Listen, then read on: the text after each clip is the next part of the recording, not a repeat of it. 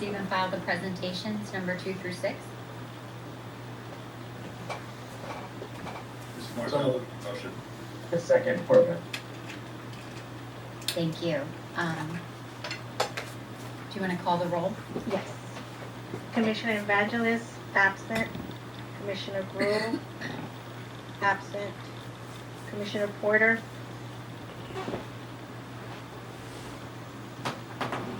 Commissioner Rodarte. Aye. Commissioner Sedano. Commissioner Shevlin, absent. Co-Chair Dussault, Aye. Co-Chair Horvath. Aye. Motion passes. We now proceed to presentations and discussions.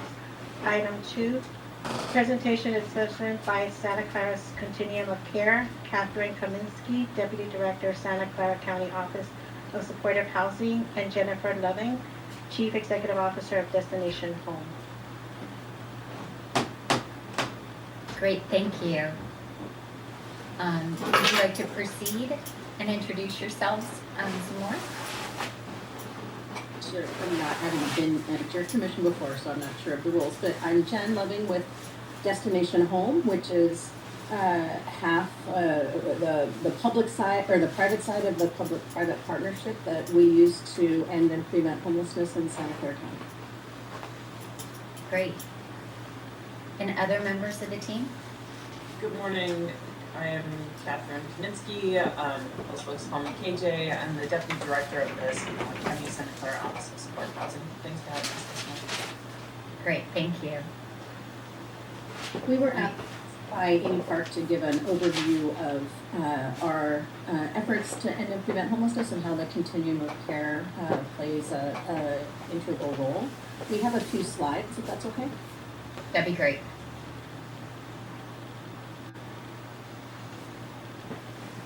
Great, thank you so much. KJ, next slide. So the Santa Clara County Continuum of Care is a broad group of stakeholders dedicating to ending and preventing homelessness, and our goal is to ensure community-wide implementation of efforts, both programmatic and systemic. It all centers around our community plan to end homelessness. We began this process of using a shared collective impact model back in 2015. Our community plan serves as the guidepost across the county, all 15 cities, our nonprofit community, private sector community, people with lived expertise, people experiencing homelessness. And I would say that is a pretty standard goal of a continuum of care. The designation from the federal government is supposed to be representative of the community and is supposed to be convening, broadly around strategies. But really, when you get into how this work can be done, it can get a lot more complicated. And so what we wanted to talk a little bit about today was our collective impact approach. So on our next slide.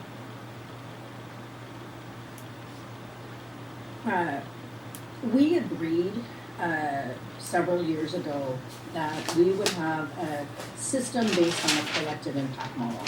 Elements for a successful collective impact model are a mutually agreed upon strategy, shared goals, a common set of metrics or a common way to measure progress, and mutual and ongoing accountability to partners and to the community. Are we doing what we said we would do? Are we all working together to achieve our mutually agreed upon strategy? And how are we doing towards our shared goals? So who helps us to do that? On our next slide, the way that we have structured our continuum is by taking all of the entities that have a responsibility or a role or a funding obligation as it relates to deeply affordable housing and homelessness.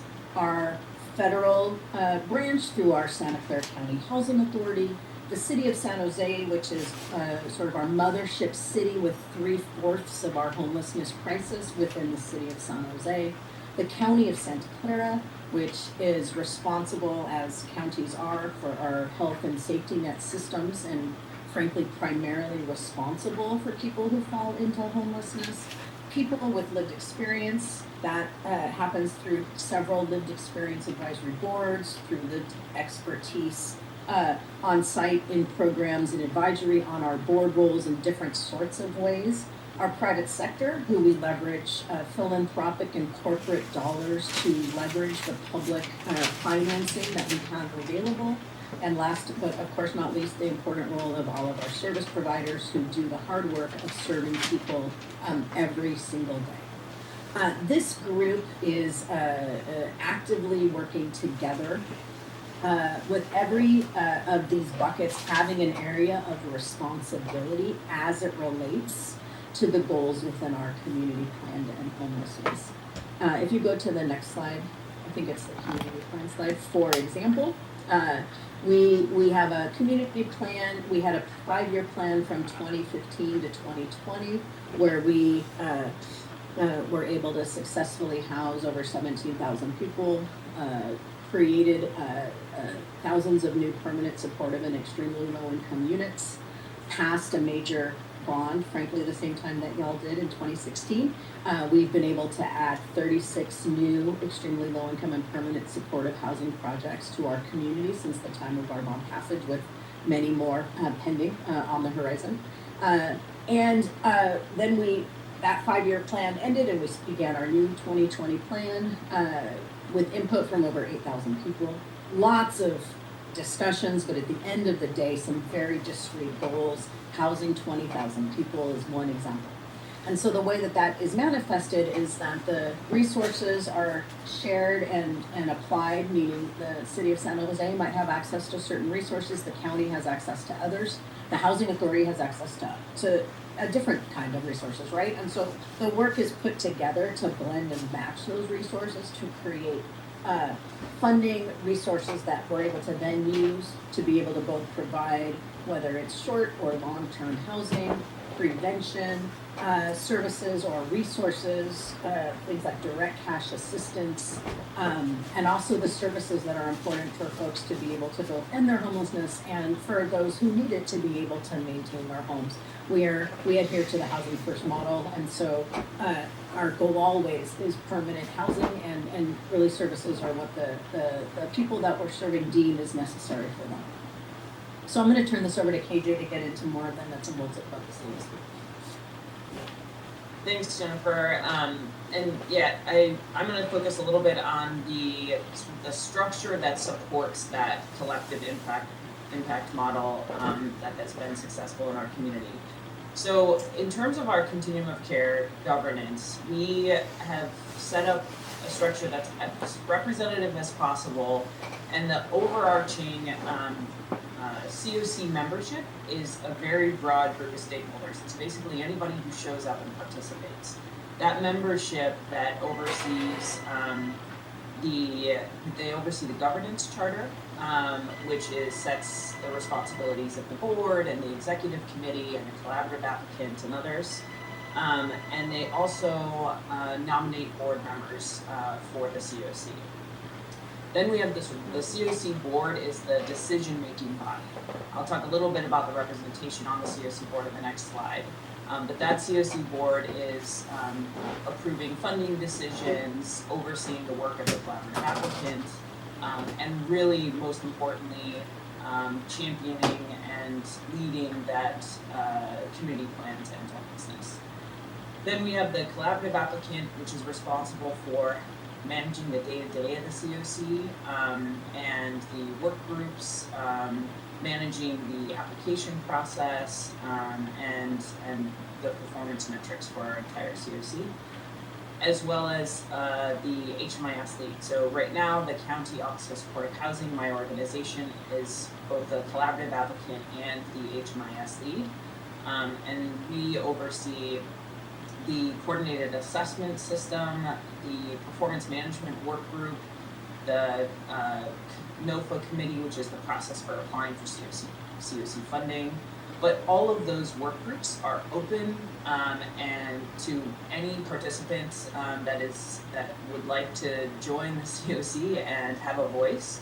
So those are consensus work groups, in which there's representation from our service provider partners, both ones that are funded through the COC program and others, as well as persons with lived experience, and just any other member of the COC. So the COC board in Santa Clara County is made up of 7 to 11 members. 4 members are ex officio members that are representative of the City of San Jose Housing Department, the County of Santa Clara, Destination Home, and the Housing Authority. The remaining members are at large, and our governance charter dictates the representation for those at large members. At least 3 of those are individuals with lived experience of homelessness. At least 1 are youth or young adult with lived experience of homelessness, and then at least 2 representatives of service providing organizations in the COC. As I mentioned earlier, the COC membership is as broad as possible. So we define this as agencies that attend meetings or participate in our listservs, and everybody is encouraged to attend, participate in activities and work groups.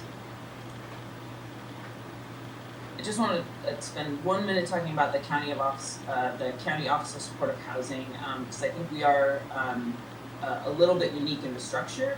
As I mentioned, we're the collaborative advocate and the HMIS lead, and responsible for COC administration, program application, performance monitoring, all the things that the day-to-day COC needs to operate. We as a department are partially in the county executive office and partially in the behavioral health services department. So our program oversight is part of our county behavioral health service department, where we have case managers and outreach workers. The administration and fiscal oversight is part of the county executive office.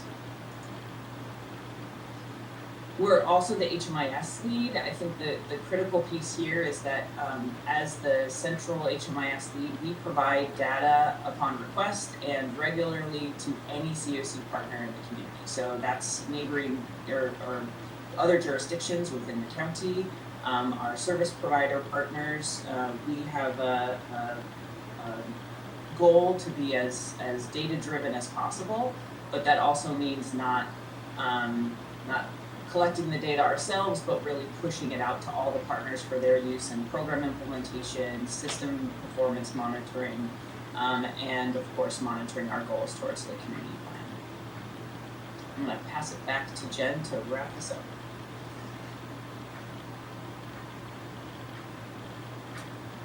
Thanks, KJ. So Destination Home was created on purpose, intentionally through a Blue Ribbon commission of our own a number of years ago, where the jurisdictions and the corporate and philanthropic sectors together agreed that there needed to be an entity on the private side to convene the different partners and make sure that we are doing all on the private side to be in support of the strategies that are being led and executed by the public sector. And that coordination is so important because, frankly, I think what happened historically for us, and I think is fairly common, is jurisdictions might do their own thing. There might be different goals or strategies, different pots of money that are not coordinated.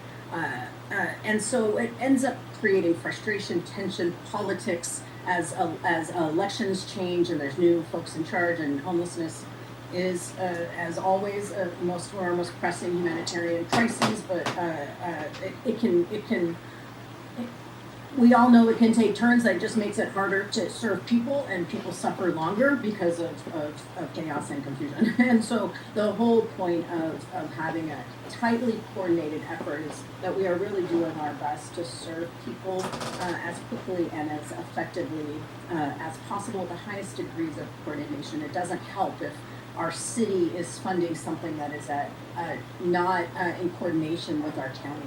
And in Santa Clara County, I think the major shift that happened for us was the County of Santa Clara, the Santa Clara County Board of Supervisors, agreed and understood that they needed to be primarily responsible for the issue of homelessness. They oversee 15 cities, not just a single city. They have, as I had previously mentioned, the health and safety net systems. and already are in the practice of serving people while they're experiencing homelessness. And the real shift for us was having the county go through a very big sea change around understanding their role in housing development, housing preservation, and also being housing as a treatment tool, housing as medicine. And so when the county became responsible for this issue, then was able to use its vast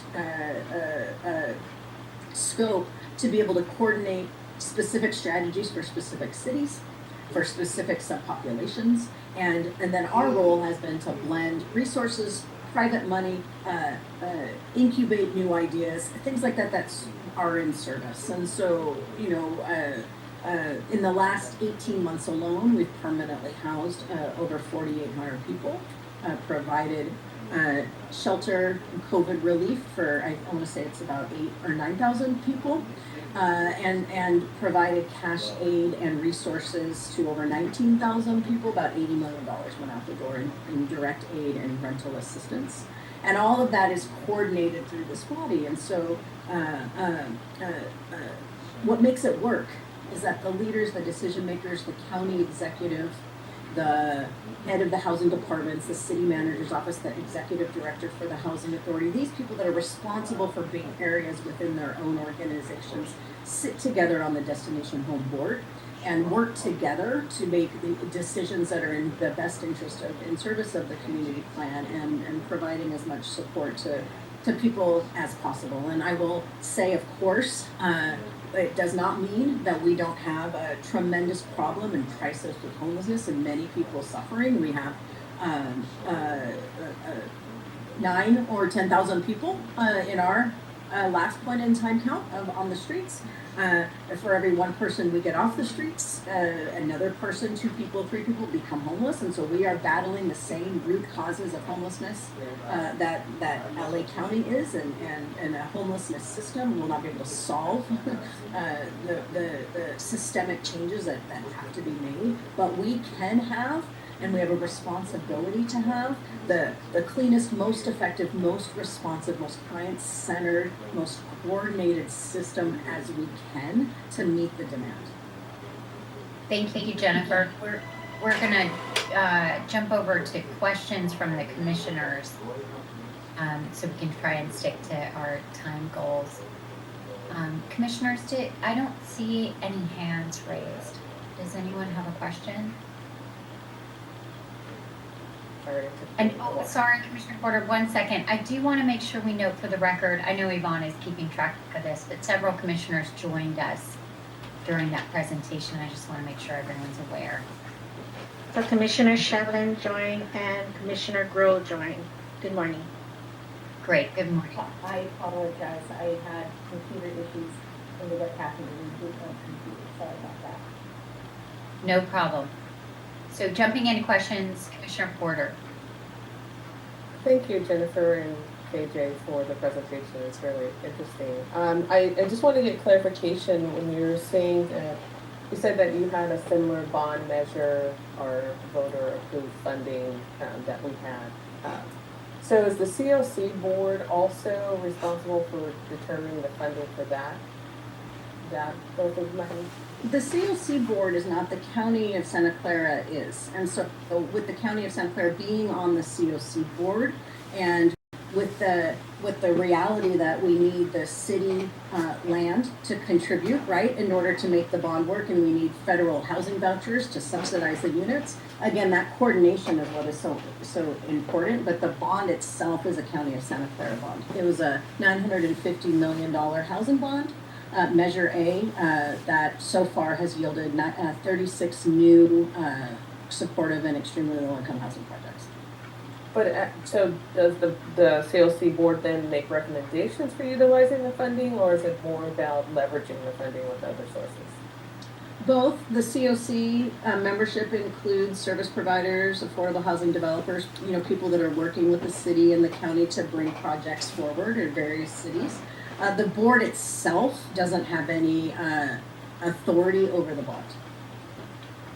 It's more about the coordination and how we work together. Are you done, Commissioner Porter? Yes, that's it. Thank you. Great. Commissioner Rodarte. Thank you, Sarah. Just a quick question. So, you're talking about the membership of the COC. I noticed Santa Clara was a member, but none of the smaller cities within the county. How do you coordinate with those smaller cities if you do rely on them to, for making land available and all that stuff when it comes to building shelters?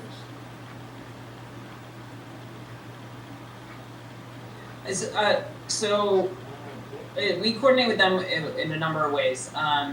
So first of all, in the community plan to end homelessness, that was developed in partnership with the cities, and we went to all of the cities and asked them to, their city council, their elected officials, to endorse and buy into that plan, and they all are working on implementation plans and their own city's goals towards the collective goals of the plan. On a day-to-day basis, our office and Jen's office, we work really closely with staff at all of the cities to bring projects forward for housing development.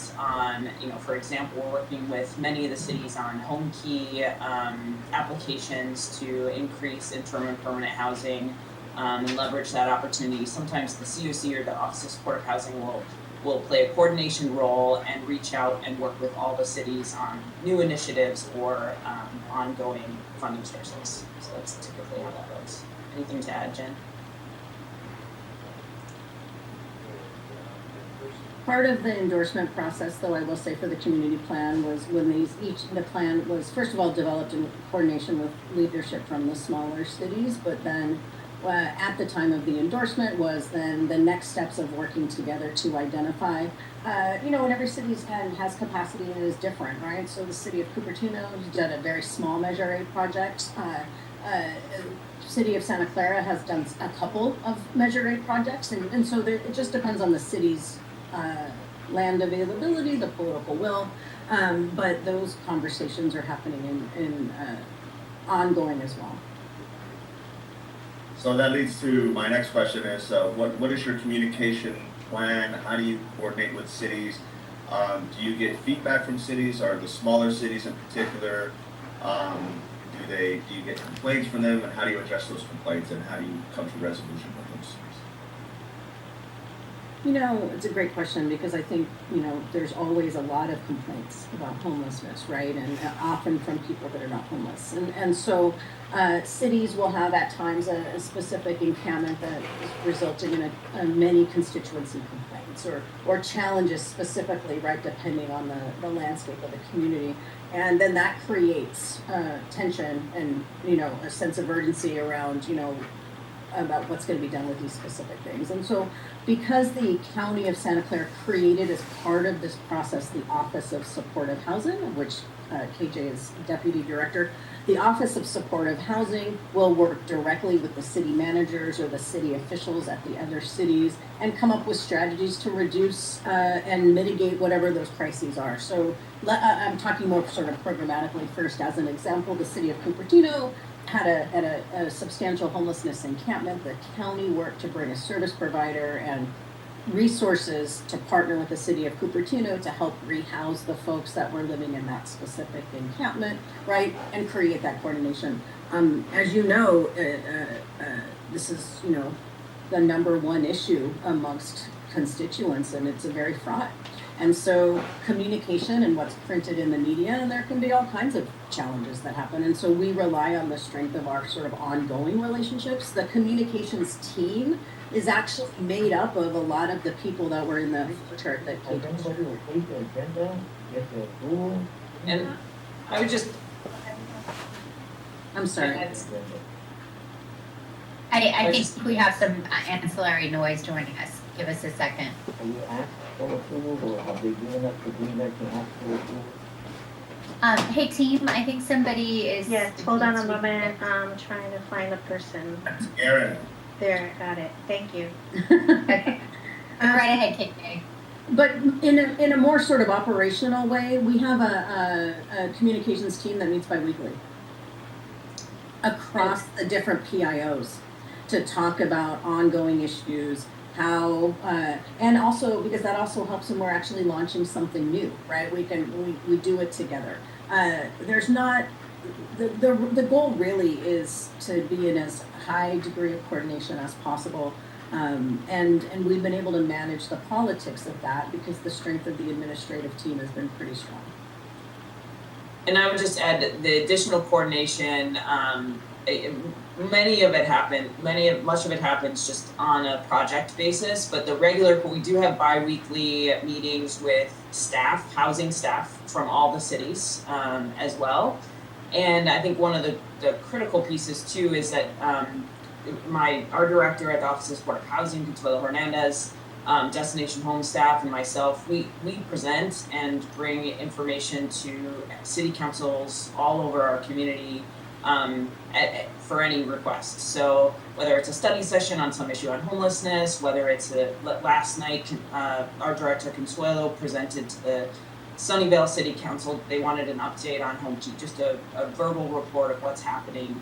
We make ourselves available to any of those requests to make sure that we're informing elected officials, partnering with the small cities, and making sure that we're demonstrating to everybody that we are working hand in hand with staff from across all the jurisdictions. Thank you. I would say I'm sorry, feeding go that ahead. optimism is the most important thing because that can be what causes delays, right, and challenges. That's the hardest part.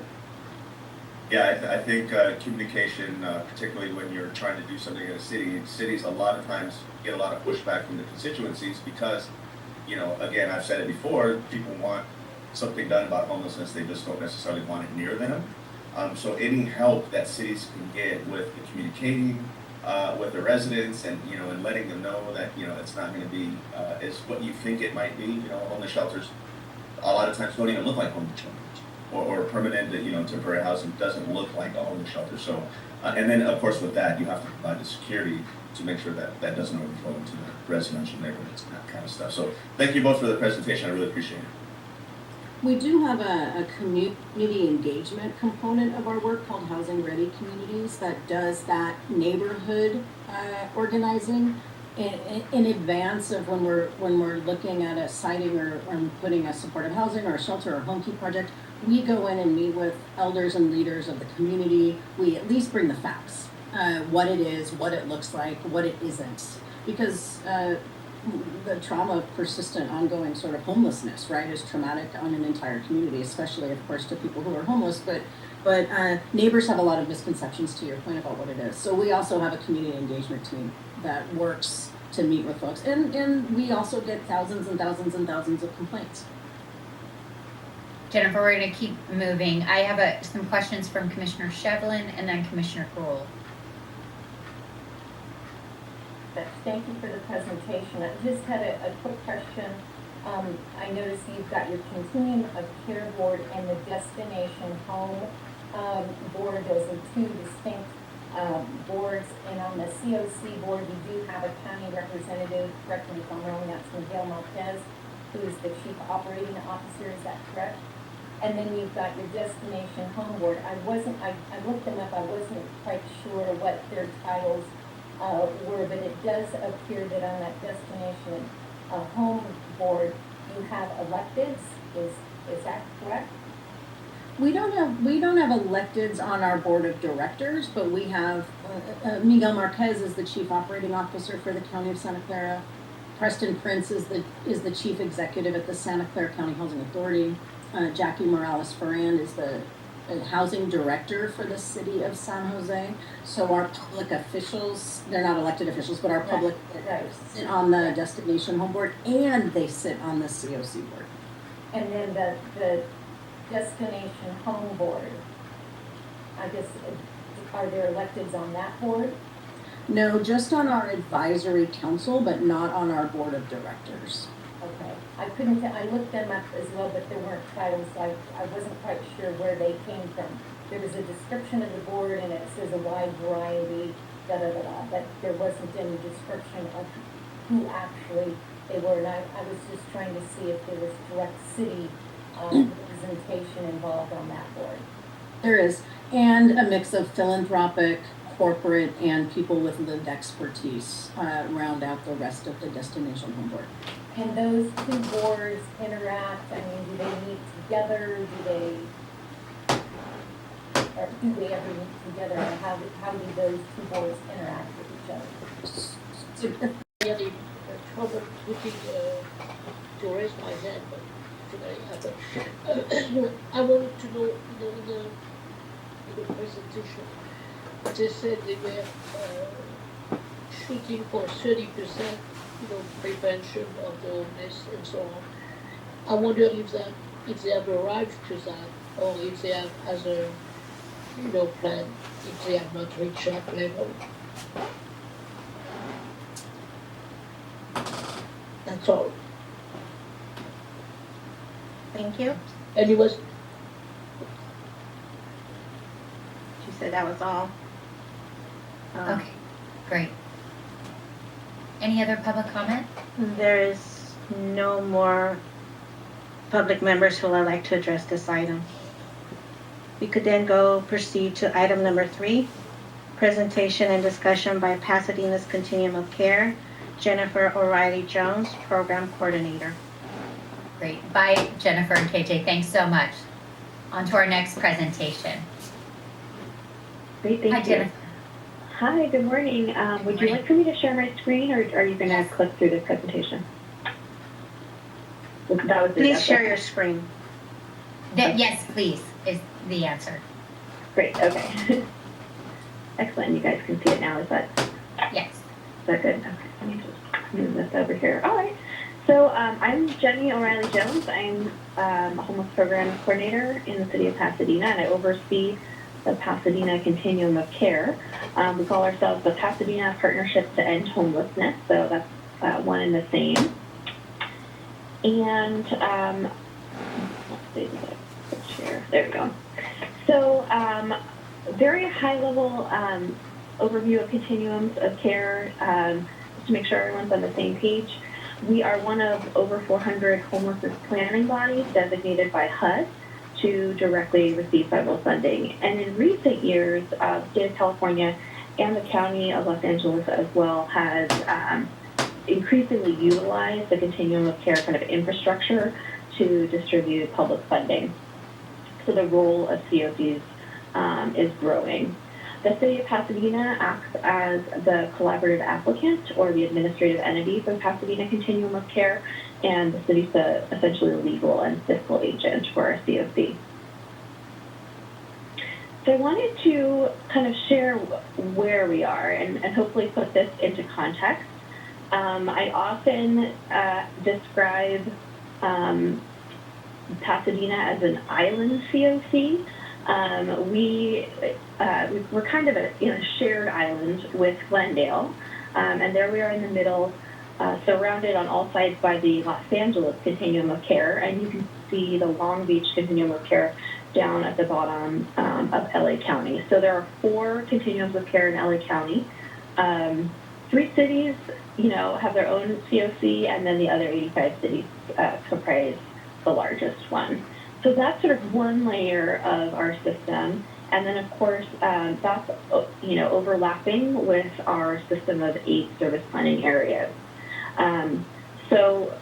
We are, in Pasadena, I think kind of are often navigating city roles, COC roles, spa roles, it all is kind of layered on top of each other. But I hope this gives you kind of a sense of, how our actual location might impact the work that we do. We do a lot of things independently of the other COCs, in particular LA, and we do a lot of things collaboratively. But I do try to emphasize that however homelessness looks here in Pasadena is absolutely related to everything outside of Pasadena. And there's nothing that we're going to do in Pasadena to end homelessness, without working with everyone outside of Pasadena as well. So I mentioned that we, are in SPA 3. We're fortunate in the Pasadena Continuum of Care to have the coordinated entry system leads in Pasadena.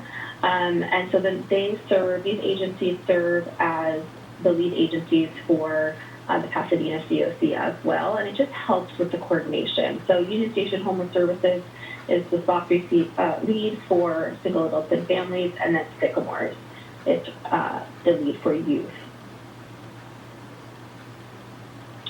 I do want to highlight some of our shared systems. So we do participate in a countywide coordinated entry system.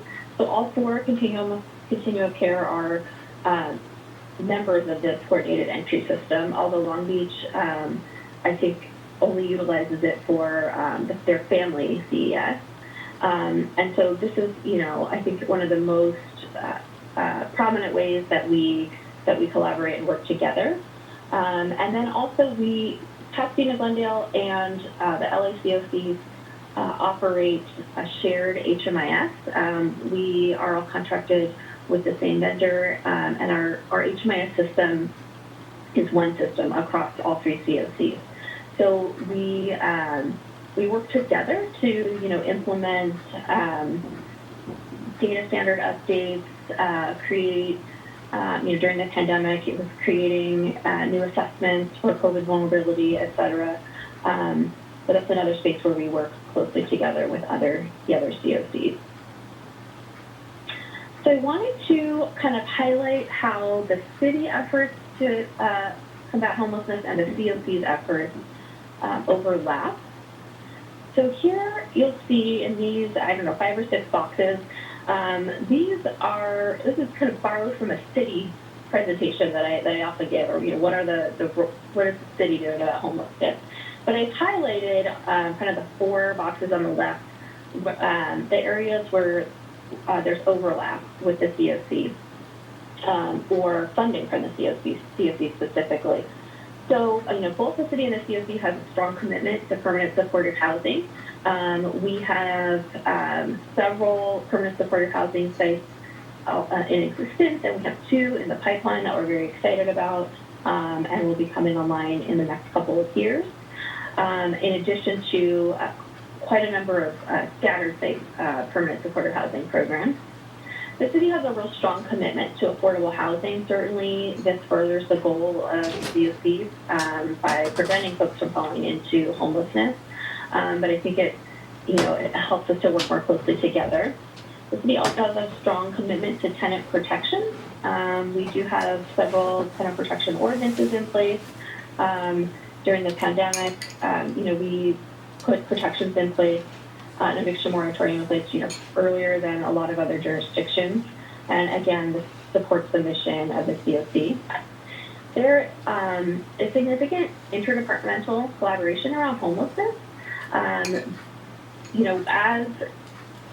As the head of the COC, or the COC, one of their main roles, I would say, is this coordination of services. And so I feel like there's a strong overlap here, where the COC often plays the role of bringing those departments together, and helping to coordinate services better. We also fund services in a number of city departments. So we provide funding for the public health department. They have a number of direct service programs for people experiencing homelessness, and we support them providing motel voucher funding. We fund a local nonprofit to provide a street outreach worker who's paired with our police department's HOPE team. So that's an exciting collaboration where the COC has really who's brought in a service provider and extra resources to really improve the services that the city is offering. So there's a lot of great examples there. And I would add that there are, in a number of departments, there's integration with the coordinated entry system. So I mentioned the public health department provides direct services to people experiencing homelessness. There are city staff who are entering folks into the coordinated entry system. That street outreach worker who goes out with PD is entering folks into our coordinated entry system. And then we also have a multidisciplinary outreach team, which includes a firefighter who is also working to get folks into CES and on their way to permanent housing. So there's a lot of integration there. I mentioned our HOPE team. That's part of our police department, That multidisciplinary team is the support team, Pasadena Outreach Response Team. So those two are great services that the city provides. We recently expanded the port team to add a second team, and now the port team responds to non-emergency calls to PD that are related to homelessness. So rather than sending out an armed officer for a quality of life concern, the port team will go out and engage with folks, provide services, et cetera. So that's been great new programming. And then again, I mentioned a few times our public health department programming. So there's a lot of overlap and integration and collaboration between the COC and the city. Another thing I wanted to highlight is just sort of where the COC lives in the city. I sit in the Department of Housing, and so do the COC staff. The Housing Department, of course, also contains our Public Housing Authority, our Affordable Housing Development Division, and our Community Development Division. We're all under one roof, and kind of just over a cubicle wall as well. So we have really regular, continuous collaboration between these different bodies, and the result of that is that we're able to coordinate resources really well. So a couple of examples I wanted to highlight are our MOVE program, which stands for Mainstream Opportunity Vouchers Enhanced. So we were awarded 75 mainstream housing choice vouchers earlier in the year through our Public Housing Authority, and the COC offered us some of our ESG CARES funding. We've braided those two resources together to create a permanent housing program that provides some medium-term supportive services and move-in costs, as well as housing location services for those voucher holders. We have several project-based permanent supportive housing projects, including those two that are coming down the line. We are generally very close to our cap of the number that we can project-based for our vouchers. And so, when we are looking for new projects, designing new projects, really there's this very close collaboration between our affordable housing development, our PHA with the project-based vouchers, our COC with service dollars and coordination, and that's really enabled us to have a lot of development. And then also with our emergency resources, certainly early on in the pandemic, we were able to leverage each other's resources. The COC was able to support hygiene and sanitation at some of those project-based developments, as well as a quarantine isolation site for one of those buildings. And our community development agency was able to support an effort to provide our COC service providers with necessary PPE and supplies throughout the pandemic. So here I want to talk about our various interactions with LAHSA. So first, we do coexist with LAHSA in a number of collaborative spaces. So we have monthly COC collaborative calls that are hosted by LAHSA, but bring together staff from the four continuums of care in LA County. We coordinate with LAHSA for the annual Greater Los Angeles Homeless Count. So each continuum of care does conduct their own count. We conduct our count on the same night as the SPA 3 count to reduce duplication. And then, of course, we share our data with LAHSA, and it becomes incorporated into that Greater Los Angeles report. And then also recently, I just wanted to highlight, we did submit a joint application to HUD for a racial equity demonstration project. I think it's just a great example of how I have seen in the last 3 years since I've been in this position a little bit more, really an increasing closeness between the four COCs in our work. So we also exist with LAHSA in several different spaces that have similar policy and advisory roles. The Pasadena Continuum of Care has a seat on the LACF Policy Council, as well as the Funders Collaborative, and until recently, the Regional Homelessness Advisory Committee. And then finally, we're currently contracted with LASA for Measure H funds. This is a relationship that's close to coming to an end. So the 3 city COCs do receive a direct allocation of Measure H funds for specific strategies.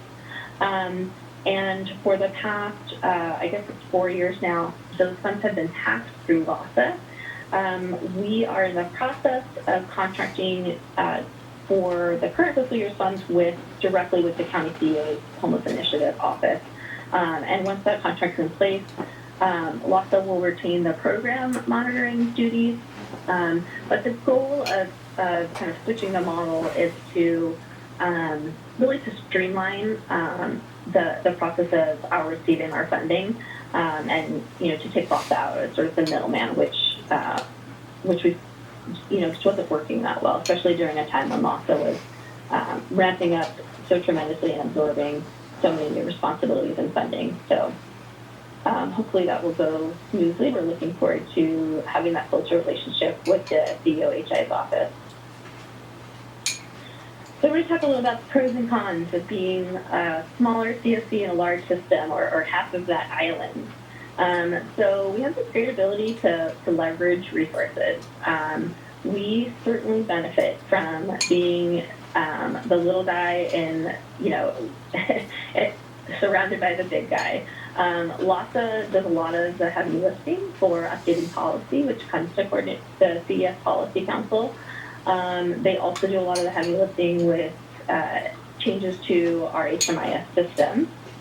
So those are just 2 kind of practical examples of how we really benefit from much larger and I think well-administered systems by sharing them with such a big player.